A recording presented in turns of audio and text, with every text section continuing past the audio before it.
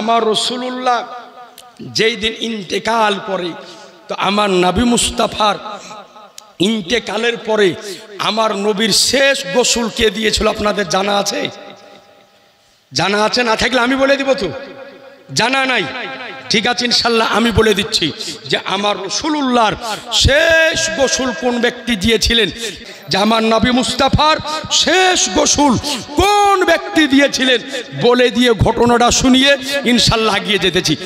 আলহামদুলিল্লাহ, আমার রাসূলে কায়নাত সাল্লাল্লাহু তাআলা আলাইহি ওয়াসাল্লাম যখন ইন্তেকাল করলেন, তো আমার নবী মুস্তাফার শেষ গোসল দিয়েছিলেন হযরতে আলী রাদিয়াল্লাহু তাআলা আনহু। সুবহানাল্লাহ বলবেন না? হযরতে কাঁঠালতলা ডিহি দুলাল 500 টাকা। নারায়ে তাকবীর, নারায়ে সালাত। কাঁঠালতলা ডিহি দুলাল 500 টাকা দিয়েছে, আল্লাহ যেন কবুল করে। সুবহানাল্লাহি ওয়া বিহামদিহি। তো কি বললাম, আমার নবীজির শেষ গোসল দিয়েছিলেন কে? একটু জোরে বলেন। হযরতে আলী রাদিয়াল্লাহু তাআলা আনহু। মনে থাকবে তো? ভালো করে মনে করেলেন যে আমার নবীজির শেষ গোসল দিয়েছিলেন হযরতে আলী। হযরতে আলী রাদিয়াল্লাহু আনহু জন্মের পরে আমার নবী মুস্তাফা আলীর গোসল দিলেন। গোসল দেওয়ার পরে নবী আমার বলেছিলেন যে আলীর জীবনের প্রথম গোসল দিলাম আমি, আর আমার জীবনের শেষ গোসল দিবে হযরতে আলী। সুবহানাল্লাহ বলবেন না? আরেকটু আওয়াজ দিয়ে বলেন না তো সুবহানাল্লাহ। তো হযরতে আলী বলেন যে আমি আমার রাসূলুল্লাহর গোসলটা দিলাম। দেওয়ার পরে আমি লক্ষ্য করে দেখলাম যে আমার রাসূলুল্লাহর চোখের পলকের উপরে একটু পানি পড়ে আছে, আটকে আছে। তো চিন্তা করলাম আমার রাসূলুল্লাহর এই পলকের পানি যখন আটকে আছে, তো হযরতে আলী রাদিয়াল্লাহু তাআলা আনহু, বিটি ছেলেদের পক্ষ থেকে নাকি, আল্লাহ যেন কবুল করে। তো হযরতে আলী রাদিয়াল্লাহু আনহু বলেন যে আমি ওই পানিটাকে চুষার জন্য মুখটাকে যখন নামালাম, তো আল্লাহর কসম আমি দেখলাম যে আমার রাসূলুল্লাহর ঠোঁট মোবারক হিলতেছে। একটু জোরে বলেন। বলে আমার রাসূলুল্লাহর ঠোঁট মোবারক হিলতেছিল।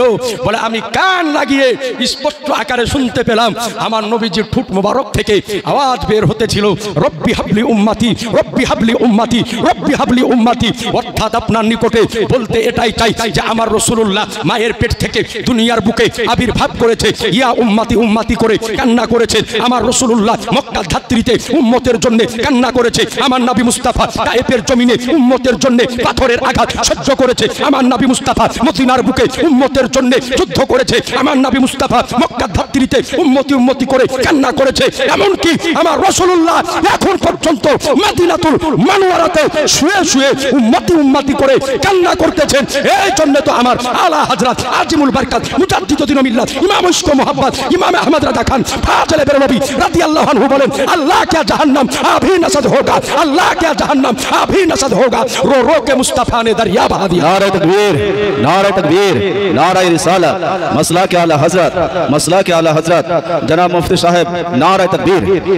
ये आचुचाने मोहतरम, अर्थात ये उम्मत के আমার রাসূলুল্লাহ এক সেকেন্ডের জন্য ভুলে থাকেননি। আর আজ তারা এই নবীর বিপক্ষে গিয়ে দাঁড়ায়। এরপরে নবী আমার বললেন পুলসিরাতের জায়গায় পাবে। বললেন ইয়া রাসূলুল্লাহ যদি পুলসিরাতে না পাই, তো বললেন তাহলে চলে যাবে হাউজে কাউসারের নিকটে। সুবহানাল্লাহ বললেন হাউজে কাউসারের নিকটে চলে যাবে। অর্থাৎ ওই জায়গাতে আমার রাসূলুল্লাহ তিনার উম্মাদানিকে নিজ হাতে করে হাউজে কাউসার পান করাবেন। অর্থাৎ এই কথা তিনি বললেন। আজ আপনার নিকটে আরজ করি, কিন্তু নবী আমার আজকে মিজানের পাল্লার পাশে ফ্যাল ফ্যাল করে তাকিয়ে থাকবেন না। বলেন মুসলমান, মিজানের পাল্লার পাশে নবী আমার ফ্যাল ফ্যাল করে তাকিয়ে থাকবে, এই কথা যদি কোনো ব্যক্তি বলে, এতে নবীর ইজ্জত কম হবে না বেশি হবে? জোরে বলেন না, কম হবে।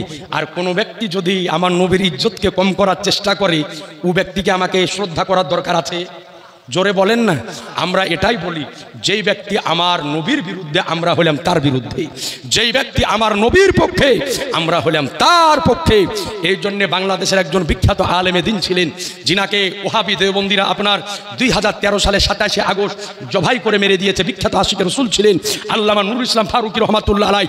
তিনি একটাই কথা বলতেন যে সারা দুনিয়ার সব চাইতে বড় আলেম যদি হয় আর ওর অন্তরের ভিতরে আমার নবীর মহব্বত যদি না থাকে, তো ওকে আমি পায়ের জুতা মনে করি। আর রাস্তার ধারের একজন মুচি যদি হয়, ওর অন্তরের ভিতরে আমার নবীর প্রেম যদি থাকে, ভালোবাসা যদি থাকে, তো তাকে আমি আমার মাথার তাজ মনে করি। মুসলমান সুতরাং যার মধ্যে নবীর প্রেম নাই, ভালোবাসা নাই, ইশক নাই, ওর সঙ্গে আমাদের কোনো সম্পর্ক নাই। এইবার কি ঘটে দেখেন, এরপরে সহিহ মুসলিমে আরেক জায়গায় হাদিস বর্ণিত হয়েছে। হযরত আব্দুল্লাহ ইবনে আব্বাস রাদিয়াল্লাহু তাআলা আনহু তিনি বর্ণনা করেন যে মাহশারের দিন যেদিন সংগঠিত হবে, সমস্ত মানুষ একটা গিরোতে তৈরি হবে, একটা জামাত হবে, একটা দল হবে। সমস্ত দল যাওয়ার পরে সমস্ত মানুষ হযরতে আদম নবীর কাছে যাবে।